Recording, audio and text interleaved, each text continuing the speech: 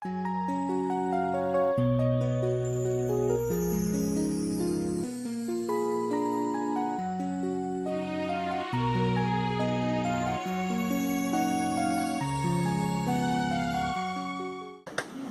¿qué tal? Muy buenos días, bienvenidos.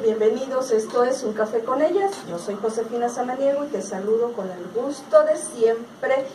Jueves especial. Hoy estaremos tocando un tema muy actual. Estaremos hablando acerca de mitos y realidades. En realidad, ¿qué pasa? Algo que mencionamos, tal vez esta palabra la mencionamos prácticamente todos los días, está en nuestro vocabulario. Hay muchos pequeñitos a los que etiquetamos con este concepto. Sin embargo, hoy estaremos hablando ampliamente y con expertos acerca de ello. Pero antes de decirte cuál es nuestro tema, por supuesto que agradecer a Unideal, Prepa, Universidad, Maestrías y Diplomados, tu mejor opción en educación. Unideal, con su área de diplomados, estamos próximos a iniciar diplomado en psicobioenergética.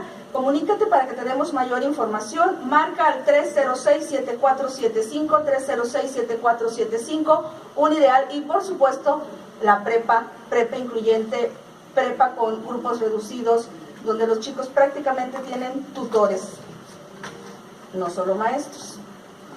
Por supuesto que las licenciaturas y las ingenierías. Recuerda, Unideal, tu mejor opción en educación, 306-7475. Y pues momento de irnos directito a la presentación de nuestros invitados. ¿Ya nos ponen la cortinilla ya?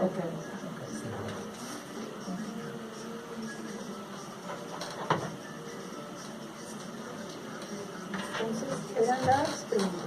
Es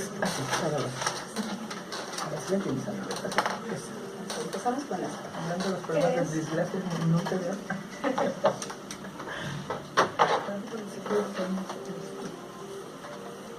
Estamos de regreso, esto es Un Café con Ellas, y el día de hoy, la verdad es que, tengo que decirlo, estoy muy emocionada, pero también tengo miedo. Me acompañan en cabina dos grandes personalidades de la zona, dos grandes maestros, la verdad. Pero impacta su presencia. Hoy estaremos hablando acerca de trastorno de déficit de atención, hiperactividad. Y pues para ello, ¿quién mejor que aclarar dudas, nos expliquen completamente este concepto, este trastorno? ¿Quién mejor que la licenciada Eunice, neuropsicóloga? Ya ha estado con nosotros muchas veces en cabina, y pues por supuesto que el día de hoy también neurólogo pediatra, el doctor José Carrera, toda una institución en nuestra zona. Bienvenidos, muchísimas gracias por estar en Un Café con Ellas. Muchas gracias, Josefina, es un honor y un placer estar aquí en tu programa, tratando de aclarar todas las dudas en relación a mitos y realidades en el trastorno por déficit de atención y hiperactividad. Así es. Pues bueno, licenciada, ¿qué es este trastorno? Porque hoy por hoy, lo hemos comentado ya en otros programas cuando se ha tocado la importancia de un diagnóstico adecuado, que hoy por hoy hay muchos niños etiquetados, niños inquietos, que de repente la maestra dice, seguramente que tiene hiperactividad, y sin llevarlo a una valoración, ya el niño es hiperactivo. O cuando ya tenemos un diagnóstico y entonces nos justificamos o nos escudamos en ese diagnóstico, y el chiquito brinca, salta, no tiene límites ni reglas, y es que es hiperactivo. Y luego, ¿qué pasa, licenciada? Sí, bueno, muchas gracias por invitarme, Josefina, un placer estar acá. Yo creo que cuando hablamos de un trastorno por déficit de atención o con hiperactividad o sin hiperactividad, pues estamos hablando de un espectro muy amplio de características conductuales. Que quede claro, el déficit de atención no es una enfermedad, es un trastorno, es decir, es un grupo de sintomatología que van a tener un impacto en la vida del niño, del adolescente, inclusive del adulto, de acuerdo también al tipo de características que tenga. Entonces yo siempre comento, no todo lo que se mueve es hiperactividad, ¿verdad? A veces hay constructos en la relación que tiene mucho que en la relación con los padres o con las escuelas o con las mismas limitaciones que el niño podría tener, que lo hace tener una conducta desorganizada, pero que no es hiperactividad. Entonces, pues yo creo que a lo largo del programa vamos a definir algunos conceptos en cuanto a este proceso, y ahorita lo que yo te podría decir es que en mi experiencia clínica, es decir, de ver clientecitos en el día a día que se mueven demasiado, ¿verdad? Hemos visto que hay características a veces de inmadurez a nivel neurológico en ciertos tipos de procesos neuropsicológicos, tales como en la atención o en la motivación, o como en los aspectos de lo que es la memoria de trabajo, cuando hablamos, por ejemplo, de que le puedes dar 8 instrucciones o 8 veces decirle lo mismo y el niño no te hace caso o no te sigue la secuencia de lo que tú quieres que haga. Y esto se debe a veces por otras alteraciones que no es la atención, como algunas limitaciones en la memoria o limitaciones en los aspectos que tienen que ver con el proceso cognitivo o en los aspectos que tienen que ver con la comprensión en el lenguaje. Entonces, cuando hablamos de conducta desorganizada, hablamos de un niño que se mueve demasiado, pero no siempre es hiperactividad. Aquí tenemos también pues, la posibilidad de que también el doctor Carrera nos explique su perspectiva médica. Por supuesto, porque debe de ser algo multidisciplinario, no solamente la percepción de papá, de mamá, de la familia, del maestro, del psicólogo, porque a veces lo llevamos al psicólogo, sino que debe de ser un diagnóstico por el neuropediatra. Sí, definitivamente que en relación al diagnóstico, como usted dice, Josefina, es un proceso multidisciplinario. Involucra desde el primer lugar donde se prende el foco rojo de que hay una dificultad en cuanto a la calidad de la conducta del niño.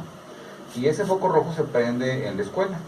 Desde la etapa de preescolar, el niño puede manifestar ciertas conductas de mucha actividad constante, no para, no se está sentado en su asiento, distrae a los compañeros, les está haciendo cosas para que se distraigan, ¿verdad?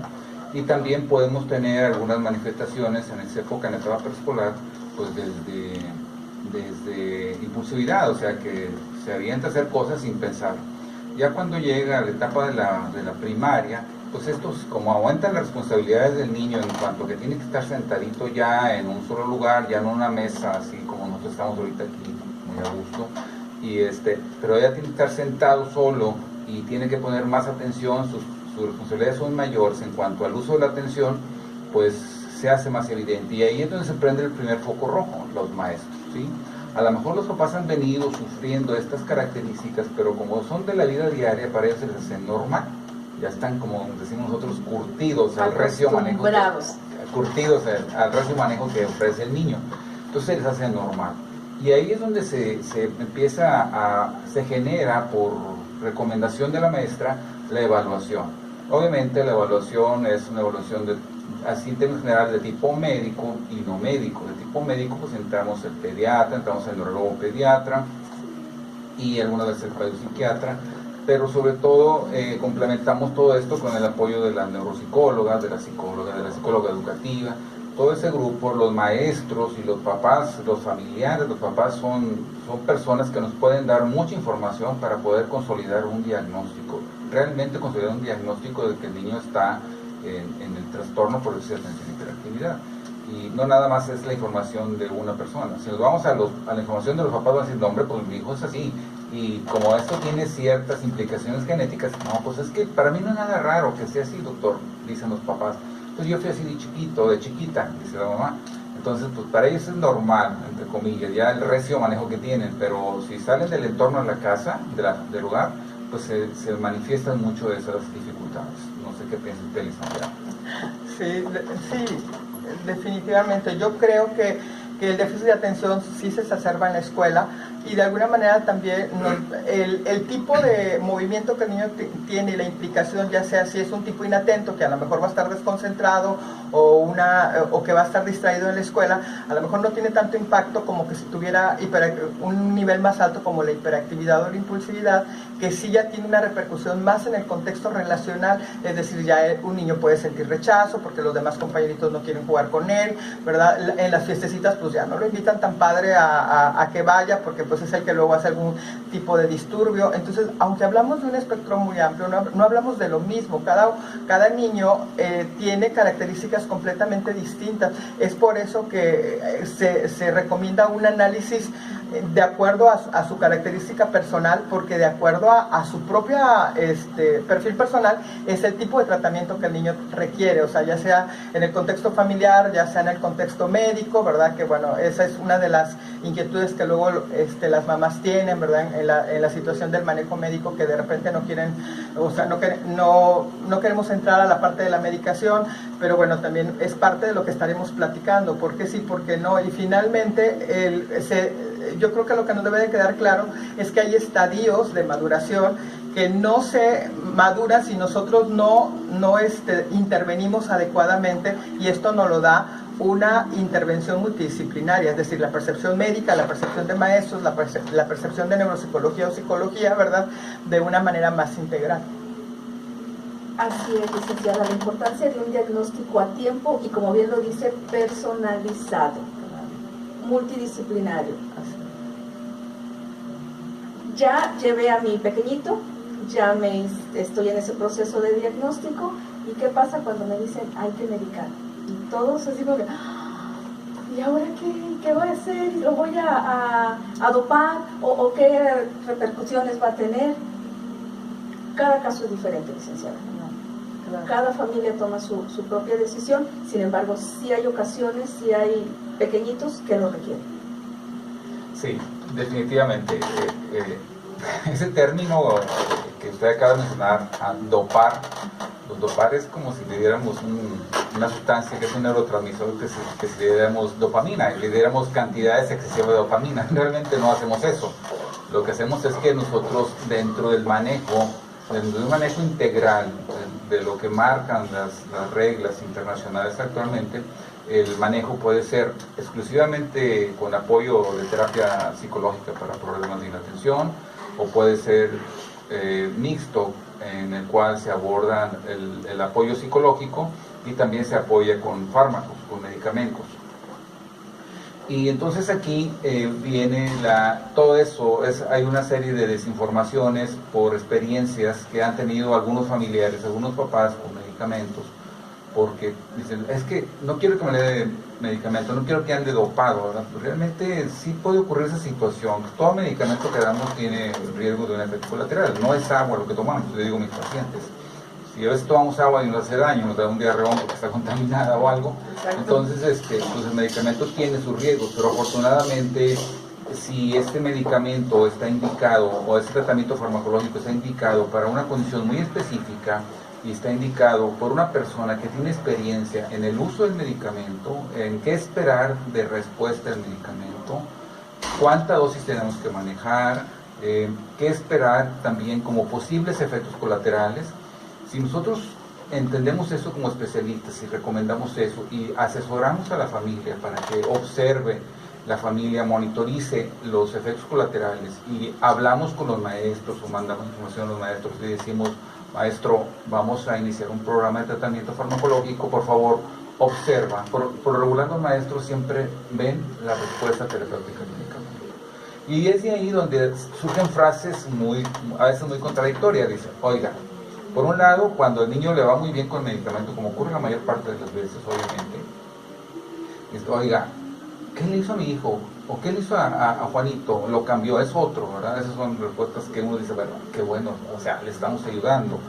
Pero también podemos tener, oiga, es que viene muy somnoliento, cosas por el estilo, es porque pues, algo no está bien, el medicamento tiene una dosis alta, o no está funcionando porque damos una dosis muy baja, o bien de repente puede haber otros efectos colaterales, pero siempre hay que monitorizar, siempre hay que estar pendientes. Los papás tienen que saber qué puede ocurrir, que vigilar como efectos colaterales, y obviamente ellos también perciben el efecto benéfico del medicamento.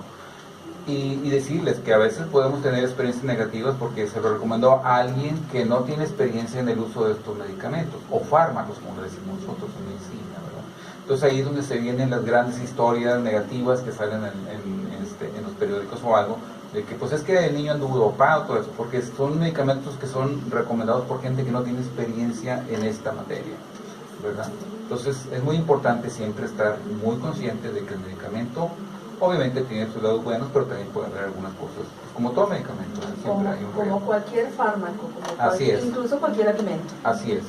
Otra de las realidades es, nosotros vamos mucho a escuelas y nos toca observar, nos ha tocado en ocasiones hasta tener que intervenir y decir, bueno, ahí voy yo de metiche, ¿verdad? Porque las mamitas se comparten los fármacos. Ay, es que tu niño es bien inquieto, mira, me recomendaron esto, mi niño lo está tomando y le cambió la vida, y se los comparten en la puerta de la escuela.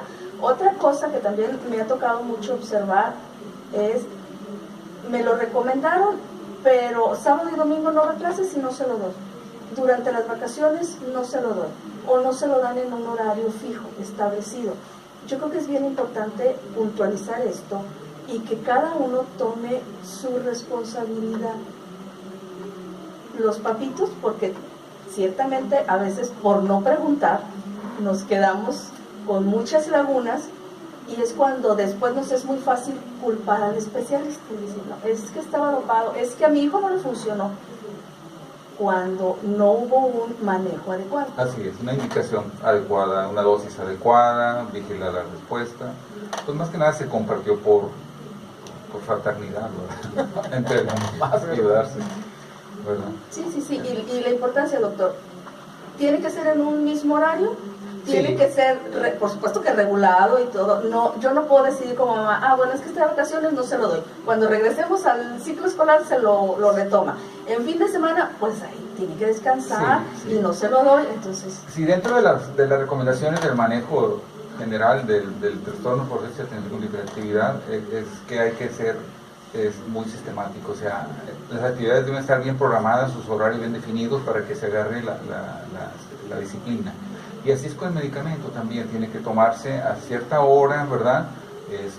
Y de preferencia pues toda la semana, ¿verdad? Porque se supone que el niño que está con este diagnóstico pues tiene problemas toda la semana. Pero algunas veces somos un poquito blandos en ese aspecto, por muchas razones, por apoyar a los papás, que se sientan mejor, les damos un día de descanso, ¿verdad? Y bueno, los domingos a veces se puede descansar, dependiendo del niño, dependiendo del caso. Todo esto es muy individualizado, no hay, ¿sabe qué? Mire, esta plantilla lo metemos al niño y todos van a tomar igual. No, es diferente. O sea, aquí hay que tomar en cuenta que incluso si en la familia tenemos dos hermanos con el mismo diagnóstico, pueden responder en forma diferente porque tienen genes diferentes a pesar de ser hermanos. Entonces aquí hay algo que se llama farmacogenómica, y eso hace que los medicamentos actúen diferente en dos individuos, ¿verdad? Aunque tengan el mismo diagnóstico, ¿verdad? Entonces tenemos que tomar en cuenta eso y recomendarlo a horarios más apropiados para el niño, y pues de lunes a viernes. A veces en vacaciones no podemos bajar la guardia porque se nos descontrola mucho la situación, y cuando reingresan al ciclo escolar ingresan muy descontrolados, y la primera impresión es lo que cuenta. Entonces si llegan así a la escuela y todo descontrolado, la maestra luego, ¿verdad? Entonces para el niño ya es un punto negativo en su quehacer diario. Exacto, la importancia de preguntar, de estar informados, de acatar todas las disposiciones, y lo repito, multidisciplinario. En mi caso, yo por supuesto que fui paciente del doctor Carrera con mis chicos, con su apoyo psicológico, con el nutriólogo. Nosotros modificamos completamente nuestro estilo de vida, nuestra alimentación, y era toda la familia, no, corazón, tú no lo puedes comer y nosotros sí, no, todos. Es un trabajo de equipo. Pero bueno, esa es decisión de cada familia. 7:19, que no se te haga tarde, momento de irnos a nuestro primer corte. Recuerda, estamos con los especialistas hablando acerca de trastorno por déficit de atención, hiperactividad. Volvemos, no le cambies.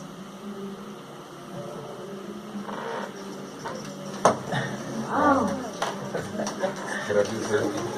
Sí, pues ya estamos 7:20, vamos a la charla y vamos a... La charla es en otro programa. En el café, La charla es en otro programa, Liz. No, en esta charla. Ella ya me había dicho eso, pero yo tengo muchos emojis. Cuando se van a hablar de plática, hablo de charla. La otra vez me dijo, se equivocó el programa. No, es que yo hablo de charla, de plática. Ok, vamos a cambiar el concepto. Plática. A mí no me incomoda, de verdad a mí no me incomoda, pero Ah, sí. competencia. Ah, sí, no sabía. Sí, son cadenas diferentes. Ah, mira que sí. Oye, Yo por eso no charlo.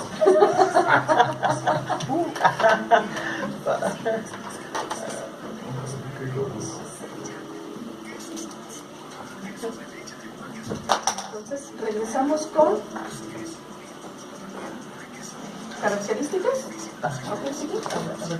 Sí, aquí por ejemplo va a ser importante un momento dado de las características. Oiga, ¿las niñas y los niños son iguales?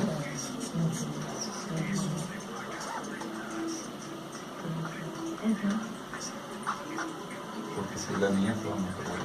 Sí, también, y cómo se vive a largo plazo, ¿verdad? Porque son diferentes situaciones, porque de hecho, Ana Karen me dijo que le preguntara si el medicamento se iba a quitar en algún momento. Lo que pasa es que no leí muy bien la instrucción que mandó, le dije que la mandara directamente contigo. Que si el medicamento yo creo que pues cómo se vive a lo largo de Bueno, la vida. yo pruebo.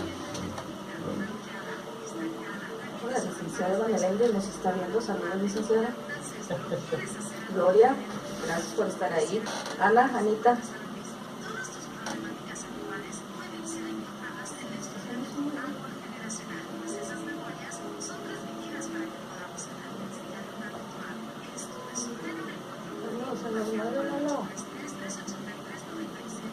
Está desequilibrado.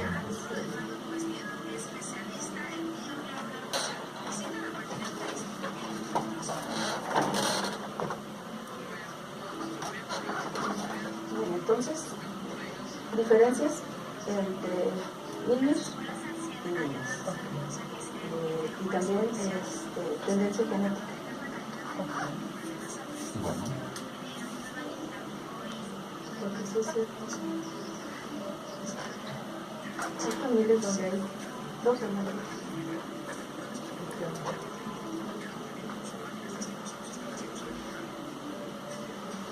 dos hermanos y un papá. Sí, bueno, sí. O papá o mamá o el tío o el abuelo. O los dos.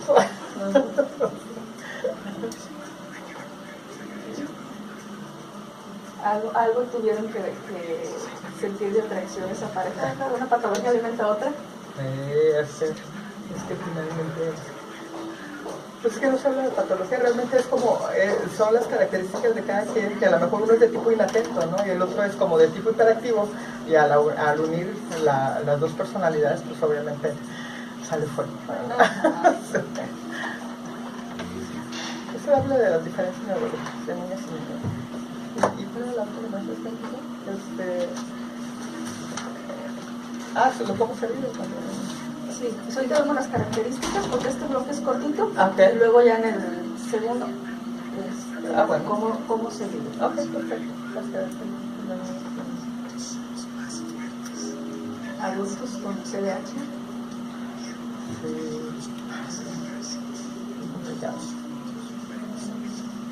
Si estás en el 40%,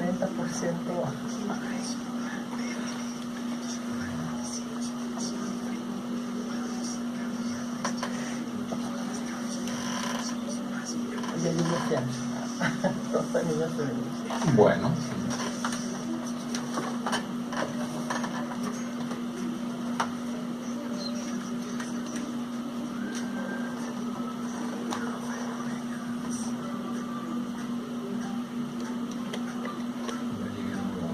Sí, sin problema.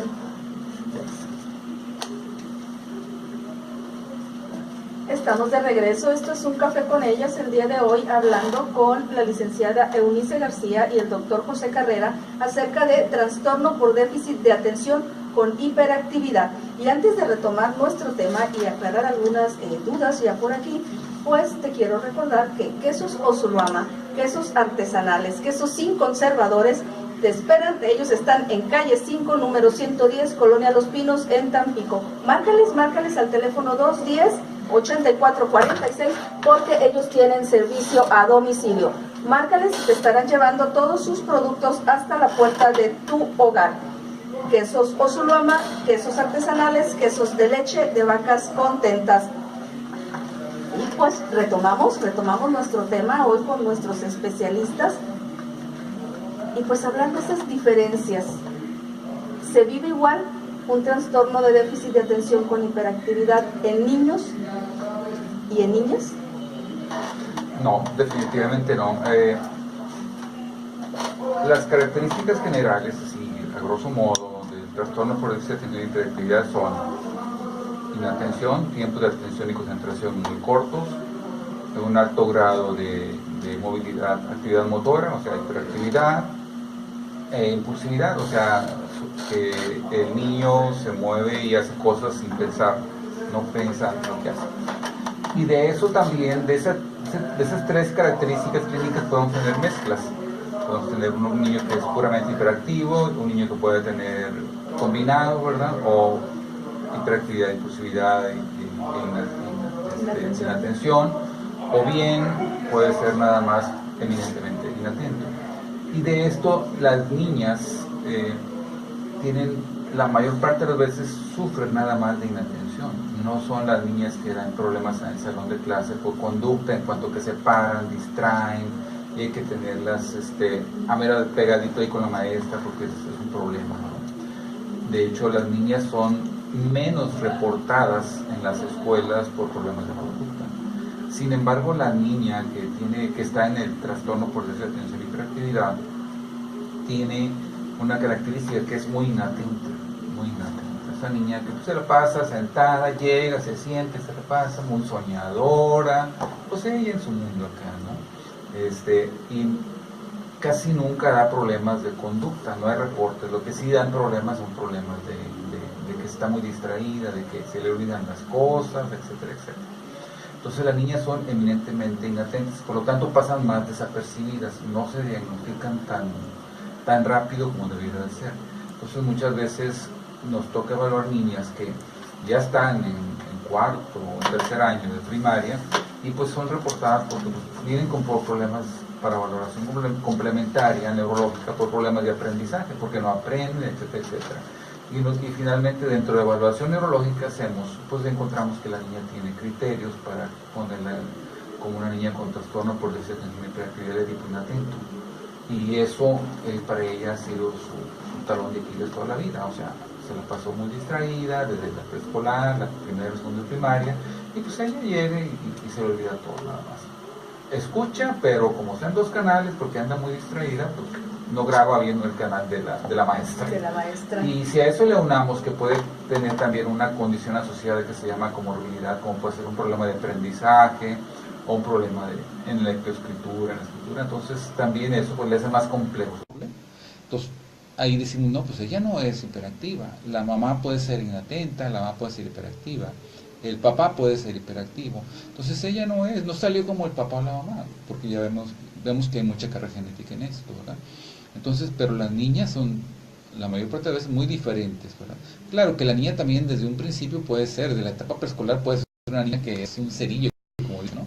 Anda por todos lados, se cae, avienta, juega, es brusca para jugar, pero son las menos.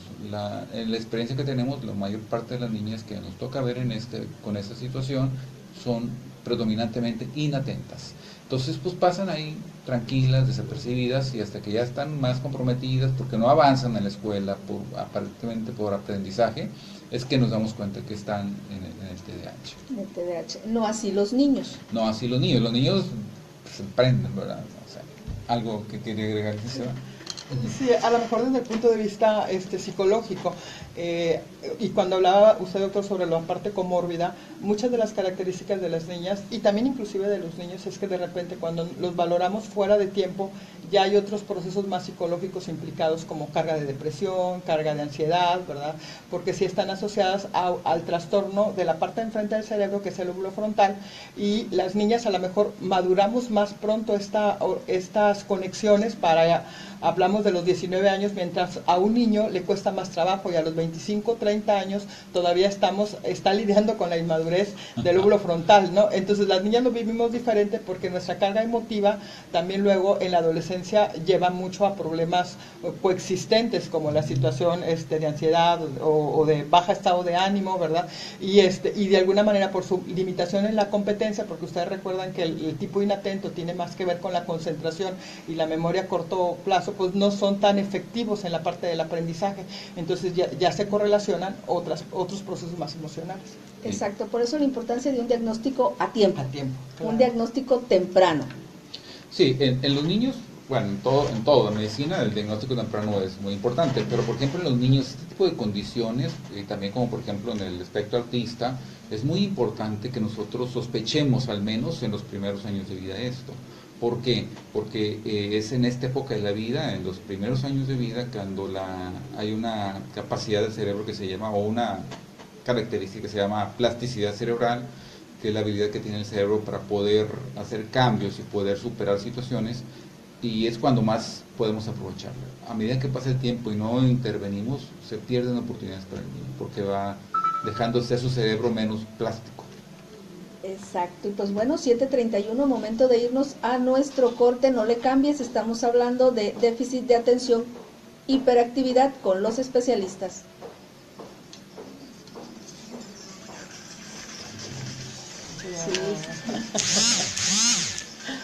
Ay, vi a la Susi.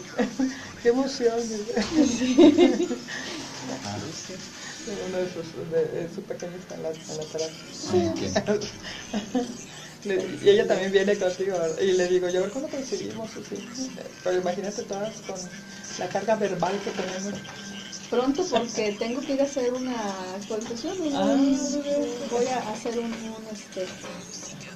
un diplomado intensivo. Súper bien. Y me tengo que ir toda la semana. No le va a quedar. Te estás enterando, prima. Sí, Susi, vas a coincidir.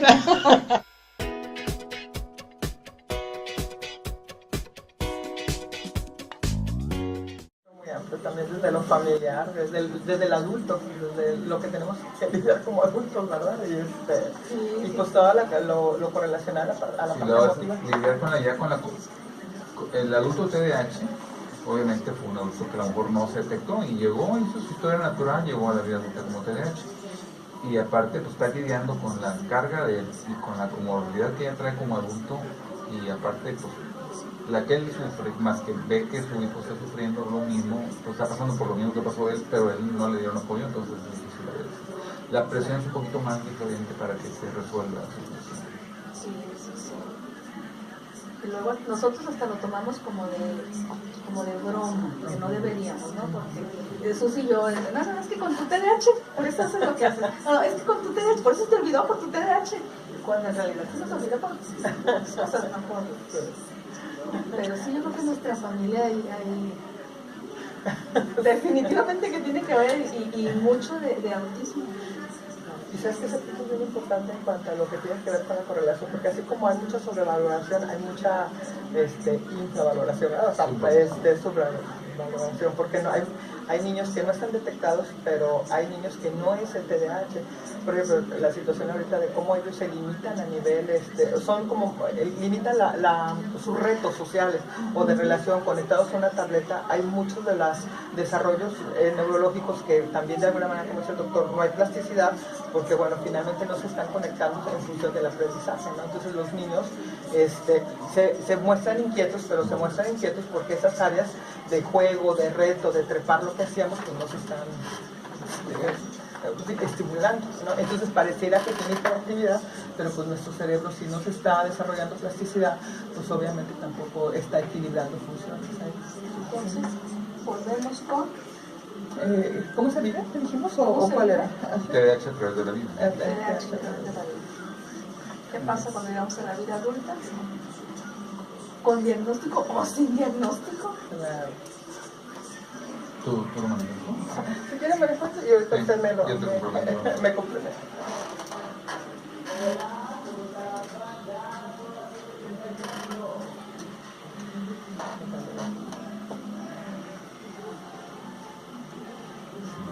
7:34, estamos de regreso. Esto es Un Café con Ellas, el día de hoy hablando acerca de trastorno por déficit de atención e hiperactividad. Por supuesto que con nuestros especialistas, la neuropsicóloga Eunice García y el neurólogo pediatra, doctor José Carrera. Y yo les quiero preguntar, ¿cómo se vive este trastorno a lo largo de la vida? ¿Qué pasa cuando llegamos a la vida adulta? Con diagnóstico, sin diagnóstico, pero sí con un TDAH. Claro, fíjense que cuando hablamos de detección de TDAH, estamos hablando de que 1 o 2 niños por cada salón de clases lo padecen. Y cuando hablamos del transcurso, pues hablamos que a lo mejor cuando un pequeño tiene 2 años, su conducta es hipermotora, ¿verdad? Es decir, agarra, trepa, y bueno, hasta cierto punto es natural porque el desarrollo neurológico es que el cerebro se va organizando, ¿verdad? Entonces, hasta los 7 años, bueno, podemos tener un niño muy inquieto y a los 8 años ese niño inquieto ya no se le va a notar. Entonces, a veces no podrías reconocer a un niño que tuvo hiperactividad porque el proceso motor baja. En mi experiencia, lo que hemos visto en la consulta es que baja la hiperactividad, pero no baja la hiperactividad cognitiva, ¿no? Entonces, un niño que de repente se acelera en el pensamiento y entonces no tiene una inhibición emocional y es el típico chaparro que está interrumpiendo, que de alguna manera no obedece, que no tiene filtro, entonces se para y la maestra le dice, Juanito, tienes que estar sentado, ¿verdad? Entonces, este proceso en evolución, algunas mamás luego tienen las inquietudes y dicen, bueno, alguna vez le retiraremos el medicamento. Esto es muy contextual porque también tiene mucho que ver con cómo viva la familia el trastorno. Es decir, no es lo mismo que un niño, a lo mejor lo tienes 2 o 3 años organizado y detona el nivel de inquietud en fundamento de que la mamá tuvo depresión postparto, ¿verdad? Entonces ya se reorganizó todo el sistema y este pequeño que a lo mejor estaba bastante funcional ya volvió a brotar porque pues bueno, finalmente mamá está triste, no hay una situación de estructura como la que había antes, ¿verdad? Cuando estamos hablando de la adolescencia, y en la adolescencia hay otros hitos del desarrollo. ¿Qué significa? Que bueno, se abren otras ventanas a nivel función frontal en donde el niño tiene que lidiar ya con más competencia social, ¿verdad? Con más aspectos, a lo mejor no tanto cognitivos sino aceptación, ¿verdad? Y a veces cuando llegamos a la vida adulta, si eso no se ha resuelto, es decir, hay un 40% de personas con TDAH que somos funcionales, es decir, no se busca eliminar el trastorno porque, como decíamos, no es una enfermedad, pero sí se busca ayudar a dar adaptabilidad tanto al niño como al adulto en fundamento de su propia psicoeducación, es decir, que sepas cómo es tu trastorno, que sepas qué hacer con él, que sepas cuáles son los fundamentos de la caracterología de tu personalidad, ya sea la inatención, la organización, la motivación, la perseverancia, la flexibilidad mental, y qué es lo que tienes que lidiar para trabajar. La psicoeducación es muy importante en la vida adulta, porque si tú te haces cargo del trastorno, entonces puedes manejarlo mucho mejor. Pero imagínate la persona que no tiene información sobre sí misma y llega a la vida adulta sintiendo y no sé qué siento, porque mi interpretación frontal pues como que no me permite reconocer ese sentimiento o por qué actúo de esa manera, por qué se me pierden las cosas o por qué en mi memoria a corto plazo ya se me olvidó el nombre de la persona, ¿no? Entonces, si no tienes información sobre ti mismo, pues crea mucho caos a nivel emocional y sí está muy relacionado el trastorno por déficit de atención al fracaso laboral y también al fracaso en vida conyugal. Así es, eso es algo de lo que poco se habla, pero... Sí. El curso de la vida del ser humano con TDAH es bastante difícil, dependiendo de si es un curso que se detectó y se manejó, así es una evolución que se fue así, sin manejo, ¿verdad? A capela se le llevó el niño y el adolescente y el adulto. Sabemos que en la etapa escolar, principalmente las manifestaciones son a nivel de aprendizaje, de conducta. Después, como dijo la licenciada, en la etapa de la adolescencia ya las características principales de hiperactividad, impulsividad e inatención cambian. Pueden desaparecer en la adolescencia cuando el muchacho entra a la secundaria, baja la hiperactividad, baja impulsividad, pero todavía persiste mucho inatención a lo largo de la vida, porque esta condición es de toda la vida, el TDAH. Entonces la inatención persiste toda la vida, persiste todavía en la etapa de secundaria, de preparatoria e incluso ya en la carrera. Si no estamos conscientes de eso, si decimos, no, ya se compuso porque ya no nos da reportes en la escuela, ya no se mete tanto en problemas, pero pues sigue la inatención y eso es el arma secreta escondida para el que le está afectando. Y es así que llegan a la prepa, llegan a la secundaria y siguen batallando, fracasan, ¿verdad? Llegan a la vida adulta y pues ya generan muchos problemas de depresión, de ansiedad, que ya son condiciones asociadas de tipo psiquiátrico que llega el adulto ya arrastrando de toda la vida. Y si no se maneja esto, pues el adulto está expuesto a fracaso laboral, a fracaso en su vida personal, fracaso matrimonial, varios empleos, varios matrimonios, problemas con la ley, etcétera, alcoholismo, tabaquismo, pues como dijo aquí la licenciada Dionise, la ansiedad cognitiva, todo eso hace que en la etapa de la adolescencia pues anden desesperados, no saben cómo apaciguarse, ¿verdad?, entre comillas. ¿Y qué buscan para apaciguarse? Pues empiezan a hacer uso del tabaco, después vente con la cerveza y le van subiendo de tono hasta llegar a sustancias no permitidas. Y es ahí donde se empieza a generar un problema de adicción, que dicen, es que es adicto porque le dieron medicamento, por eso, no, al contrario, se hace adicto por no recibir manejo, ya sea farmacológico de este tipo, ¿verdad? Pero por eso pueden caer en adicciones más fácilmente. Entonces sí, no es fácil, ¿verdad? Y ahora, lo que está usted haciendo aquí en este momento con nosotros es una parte muy importante del tratamiento, como ya lo dijo Dionise, a diferencia de la vida, que es la psicoeducación. La psicoeducación es básica en todas las etapas de la vida, y esto que estamos haciendo ahorita, gracias a Dios, nos está permitiendo dar un poco de psicoeducación, por un tiempo, pero apretamos. Exacto, qué importante. Y pues momento de irnos a nuestro último corte y volvemos. Estamos hablando acerca de déficit de atención con hiperactividad. Sí, tocaste ese tema muy bueno, psicoeducación, que es básico. Y la importancia de que los chicos reciban ese apoyo psiconeurológico. Ahorita vamos a regresar con eso. Ya, único centro en Tampico. Yes. Porque qué importante es. Y para todos, porque bien lo dice el doctor, las mamás especiales que luego cargamos con muchas culpas, que luego somos como muy juzgadas, como muy pobreteadas, les digo yo siempre, pues hijas, ¿por qué? Yo creo que en vez de decirles pobrecitos hay que decirles superhéroes. Y sacar la enseñanza. En mi caso, por ejemplo, con Diego, que tiene una condición motriz, que le pedía el desarrollo del lenguaje, y decía, bueno, mi chiquito no podía hablar, pero por él doy conferencias. No se podía mover, pero me enseñó a moverme a mí, a tocar puertas y a buscar ayuda.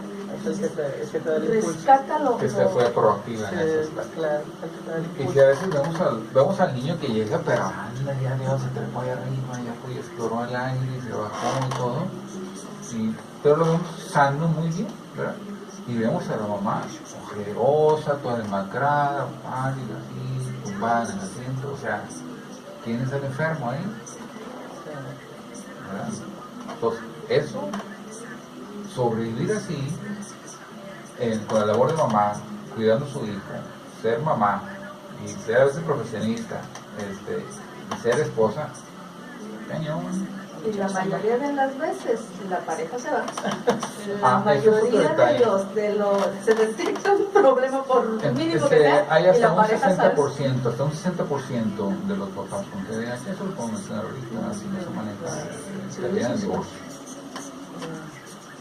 Eso lo puedo manejar ahorita, porque es muy importante. Porque al rato empiezan, llega el marido y necesita esto y empieza. Y gastas mucho, y porque para tanto, y yo así crecí, mira, lo que he hecho, lo que he logrado. La realidad es que el mundo en el que él vivió no es el que está ahora. No, y aparte del mundo en el que vive es diferente, porque pues él se va en la mañana y regresa, y si son de los que trabajan y regresan ya, viven ahí, trabajan allá por acá y regresan hasta la noche, ¿qué tanto lo ven? ¿Qué tanto sufren? Entonces, para él el problema no es tan objetivo como lo viven sus hermanos. Por eso la importancia de enseñar. El acompañamiento familiar. Así es, eso es parte de la psicoeducación. Pues ya se va, ¿no? Sí, ya. Ya tan pronto. Necesitamos 3 horas, ¿verdad?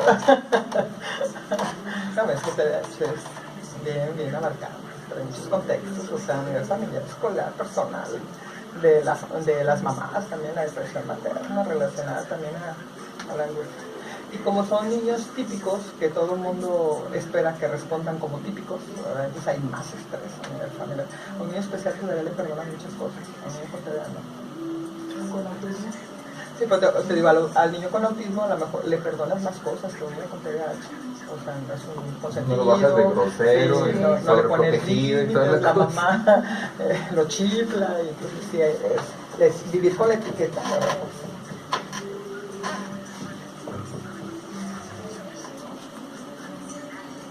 Bueno, ya aquí enganchamos al doctor para el seguimiento de TDAH. Sí. A él le gusta, a mí me gusta, andamos ahí por la misma. Ahí sí nos gana un tiempo, pero Todo lo que porque sea me gusta mucho esto, compartir. adelante. Y ahorita a la escuela, ¿verdad? Estoy saliendo de En la escuela. Y A las 9, luego ¿verdad? nos preguntan, oiga, como fui yo ahora a finales del año pasado, fui a Pánuco, me atreví a ir a Pánuco. Y, Yo voy cada semana. pues, y dicen, ¿cuánto cobran? No, eso no cobra. Es una política. O sea, piensan que por eso no nos cobran. Realmente el tipo de instituciones de las escuelas no cobran. Y qué importante que exista ese conocimiento. Estamos de regreso el día de hoy hablando de trastorno de déficit de atención e hiperactividad, pues por supuesto con nuestros especialistas. Y esas cifras, licenciada, esas cifras, doctor, que ya lo mencionábamos durante el corte, el acompañamiento familiar, porque la realidad es que muchos divorcios por esta causa, muchas separaciones.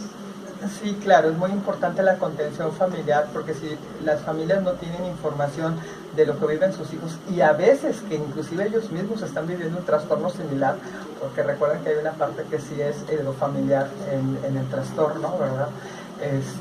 Pues crea mucho estrés en la dinámica de familia. Entonces las mamás que están lidiando en muchos contextos, tanto a veces son, aparte de amas de casa, ¿verdad? Son trabajadoras, o sea, acompañan al marido pues en la búsqueda económica, ¿verdad? De la estabilidad familiar, y vivir tantos contextos en relación a un estrés, porque luego decimos que un niño hiperactivo generalmente se le perdona más que un niño con alguna discapacidad un poco más profunda, porque es el niño típico o normal, ¿verdad? Que esperamos que funcione con una conducta típica, y la hiperactividad, sobre todo cuando hablamos de las situaciones de función frontal, de la parte enfrente del cerebro, que es la motivación, la flexibilidad, la situación de inquietud y la impulsividad, no siempre pueden funcionar como el contexto social quiere, ¿no? Entonces hay mucho estrés en la dinámica, y las familias en un porcentaje muy alto, el doctor tiene específicamente la cifra, empieza la separación, o empieza a haber mucha disfunción a nivel familiar, en donde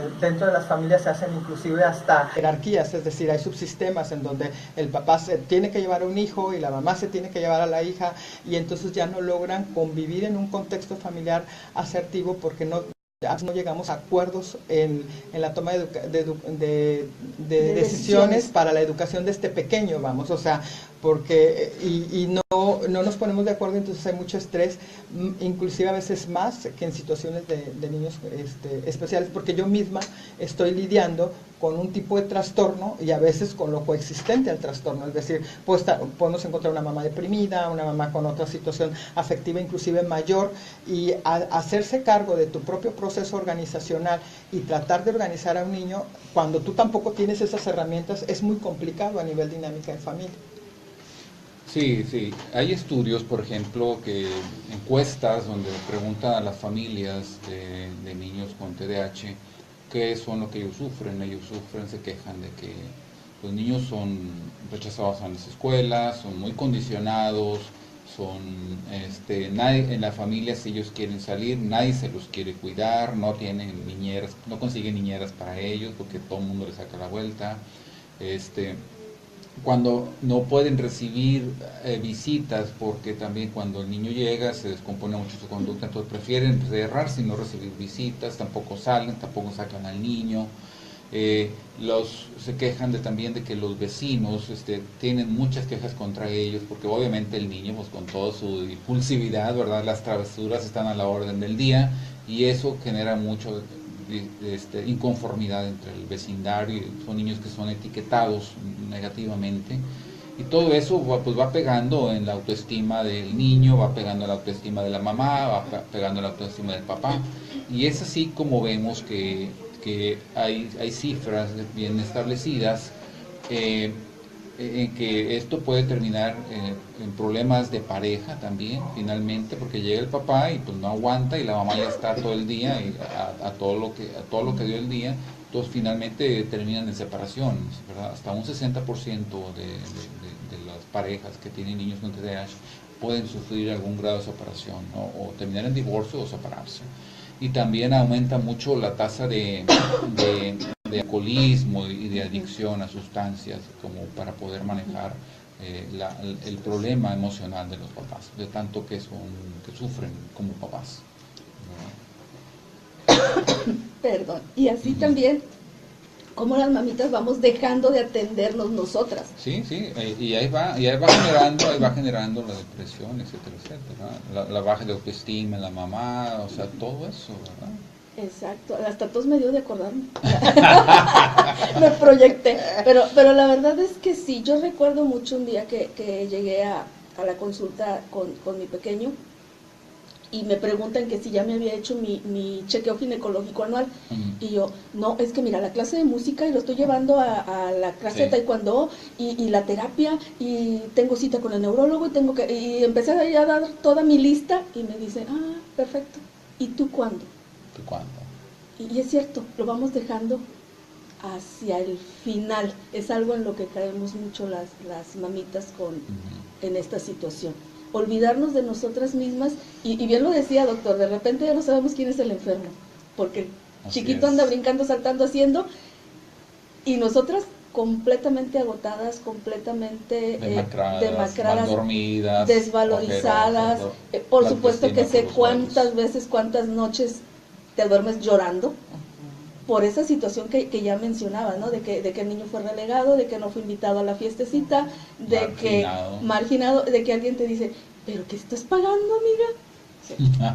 No me ayudes, comadre. Esas frases que aparentemente tan inocentes, pero que afectan mucho a las mamitas. Sí, así es.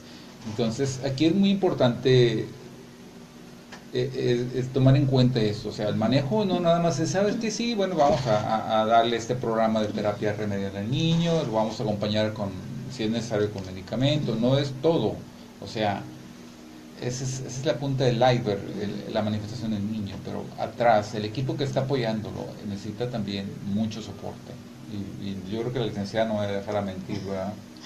Sí, bueno, como hemos estado hablando del apoyo multidisciplinario, y a veces no solamente es tener que ver al niño de forma lineal, sino ver el sistema familiar y su repercusión en el estrés, y también en la dificultad que hay a veces para organizar al pequeño por nuestros mismos procesos. Y como tú dices, José, a veces las mamis dejamos de ver lo que tenemos en nosotros mismos, y los niños se están cachando a partir de nuestras tomas de decisiones también. O sea, el que a veces dejamos de autocuidarnos, dejamos de vernos, ¿verdad? Nos desatendemos por estar enfocadas en el proceso del pequeño. Si es una intervención, ahora sí que multimodal, a veces a nivel personal del pequeño, pero también a veces hasta de terapia de pareja, o a veces hasta de terapia familiar, con el fin de poder dar un cobijo en el acompañamiento del sistema, ¿verdad? Así es, y pues para esto, CENYAP, único centro neuropsicológico pediátrico en Tampico. Muy importante, el único. El único. Sí, en CENYAP generalmente hacemos este tipo de intervenciones, y a veces, bueno, yo de manera personal no doy las terapias a largo plazo, pero si vemos que hay una familia que requiere de un acompañamiento más largo, a las 4 o 5 sesiones que yo les puedo dar desde el punto de vista del acompañamiento al estrés y la salud de las emociones de la familia, entonces a veces recomendamos la mejor alternativa para que la dinámica de la familia familia también esté cobijada, ¿verdad? Porque nos ha tocado inclusive hasta meter a los hermanitos, porque son los hermanitos no atendidos, ¿verdad? Entonces, luego vienen los hermanos del niño con TDA o de algún niño especial con otros problemas comportamentales que no tienen TDA, pero que verdaderamente, pues, la familia no ha podido verlo de la misma forma que al niño de TDA, porque pues él nos demanda más atención y entonces se crean otros factores relacionales y a veces hay que señalarlos. Nosotros en terapia a veces invitamos a los hermanitos, ¿verdad?, para que vayan y se metan a la terapia, los valoramos, damos retroalimentación con el fin de que también las familias tengan una percepción más integral de su dinámica, porque obviamente el impacto familiar tiene un impacto muy importante en ese éxito social. Si tú como mamá estás viendo a lo mejor limitaciones de aprendizaje en tu hijo o limitaciones de conducta, pues es muy importante que veas también las áreas posibles. Así rápidamente recuerdo un niño que me decía que tenía mucha habilidad para las caricaturas y había tenido mucho fracaso escolar, bueno, una familia que pudo mandarlo a Estados Unidos y ya se dieron cuenta que él tenía un talento para hacer caricatura tridimensional y ahorita está en Hollywood y nunca terminó el chavo de estudiar porque tenía dislexia, porque tenía problemas de aprendizaje. Entonces es muy importante la observación también a nuestros pequeños, es decir, ver esas áreas que más adelante van a potencializar sus recursos, porque ¿quién te iba a decir ahora, hace 10 años que el youtuber te iba a dar ser youtuber te iba a dar para comer, ¿verdad? Exacto. Entonces estamos evolucionando, entonces no dejemos de ver a nuestros pequeños con las grandes posibilidades que tienen para poder hacer cambios importantes. Hay mucha gente de TDA que es exitosa en la vida, o sea, hay mucha gente buena, generosa, que una vez que se organiza, a lo mejor lidia con el trastorno, pero generalmente puedes llegar a ser muy funcional. Así es. Citas, teléfono para citas. Sí, en el 214-5242 pueden ustedes contactar al Centro de Neurodesarrollo y Apoyo a la Familia, que somos un equipo muy consolidado de especialistas. No solamente estoy yo, es un grupo de terapia de lenguaje clínico, terapia familiar y tenemos muchos años de experiencia clínica. Por supuesto, único centro neuropsicológico pediátrico en Tampico. Sí, nosotros estamos ahí para servirle como parte del equipo multidisciplinario de CENJAF también. Estamos también en Semaín, ¿verdad? 241-283. Así es, por supuesto, toda una institución, el doctor Carrera. Sí. Gracias. Sí.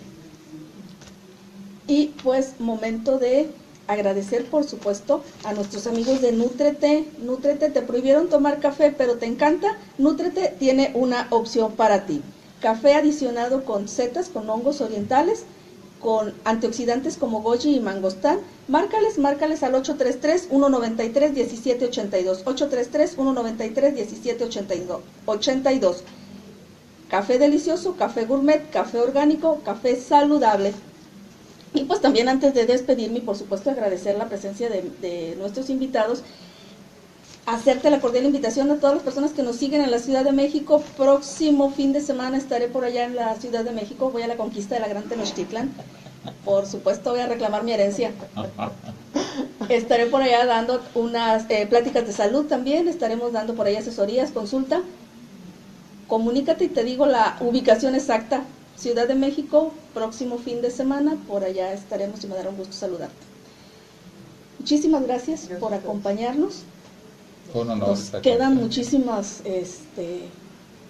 cuestiones todavía por aclarar. La cuestión de alimentación, la cuestión ahorita muy de moda de los aromaterapia, tantas cosas que hoy por hoy, pero por supuesto en voz de los especialistas y con esos mitos y realidades, porque de verdad que las mamitas con un niño con TDAH, si nos dicen que nos paremos de pestañas, ¿qué creen? Lo vamos a hacer. y ahí es donde caemos en esos excesos, ¿no? En que de repente nos vamos al extremo y nos volvemos intensas, así como yo, o nos vamos a la pasividad. Entonces, pues, próxima semana Aquí nos vemos. Estaremos hablando acerca de ello. 7:59, que no se te haga tarde. Y momento de agradecer, por supuesto, doctor, licenciada, muchísimas gracias. Nos escuchamos el día de mañana, nos vemos a través de las redes sociales. Recuerda la página Un Café con Ellas. En mi perfil personal también está la transmisión para que la cheques. Josefina Samaniego Tecillos, es público, puedes accesar directo y ahí está el video. Nos escuchamos, nos vemos el día de mañana y mientras tanto no olvides sonreír.